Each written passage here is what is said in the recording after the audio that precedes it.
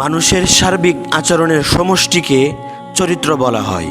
চরিত্রকে আরবি ভাষায় বলা হয় আখলাক। আখলাক হচ্ছে 3 প্রকার। 1, খুলুকে হাসান, ভালো কাজের প্রতিদান ভালো কাজের মাধ্যমে দেওয়া, খারাপ কাজের প্রতিশোধও সমানভাবে নেওয়া। 2, খুলুকে কারিম। খুলুকে কারিম বলা হয় খারাপ কাজের প্রতিশোধ না নিয়ে ক্ষমা করে দেওয়া। 3, খুলুকে আজিম। খুলুকে আজিম বলা হয় খারাপ কাজের প্রতিদান ভালো কাজের মাধ্যমে দেওয়া। মহানবী সাল্লাল্লাহু আলাইহি ওয়াসাল্লাম ছিলেন খুলুকে আজিমে গুণে গুণান্বিত। তিনি কারো থেকে প্রতিশোধ নিতেন না, সবাইকে ক্ষমা করে দিতেন। এমনকি কেউ যদি তার সঙ্গে খারাপ আচরণ করতেন, তিনি তার প্রতিদান দিতেন ভালো কাজের মাধ্যমে।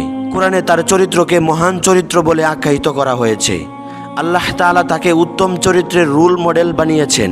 তোমাদের মধ্যে যারা আল্লাহ ও পরকালের ভয় করো, তাদের জন্য রয়েছে আল্লাহর রসুলের উত্তম চরিত্র। সূরা আহজাব আয়াত নং 21। অন্য আয়াতেও বলা হয়েছে, হে নবী, নিশ্চয়ই আপনি মহান চরিত্রের অধিকারী। সূরা কলম আয়াত নং 4। আয়েশা রাদিয়াল্লাহু তাআলা আনহুকে মহানবী সাল্লাল্লাহু আলাইহি ওয়াসাল্লামের চরিত্র সম্পর্কে জিজ্ঞাসা করা হয়েছিল। তিনি বলেছেন, কোরআনই হলো রাসূলের চরিত্র। আদাবুল মুফরাদ। কোরআনের প্রতিটি বিধান নিজের জীবন বাস্তবায়ন করা তার স্বভাবে পরিণত হয়েছিল।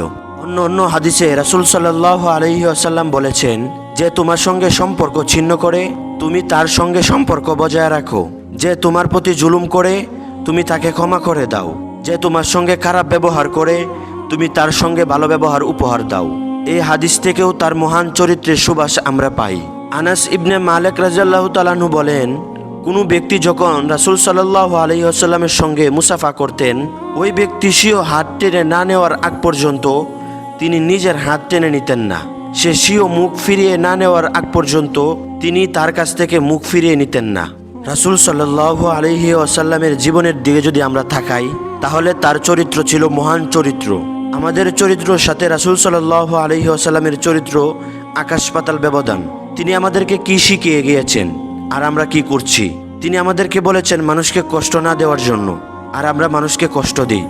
মানুষের সাথে দিনের পর দিন বেঈমানি করি, ধোঁকাবাজি করি।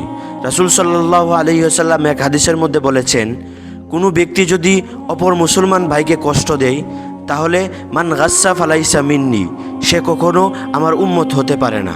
আর রাসূল সাল্লাল্লাহু আলাইহি ওয়াসাল্লামের উম্মত যে ব্যক্তি না, সে কখনো জান্নাতে যেতে পারবে না।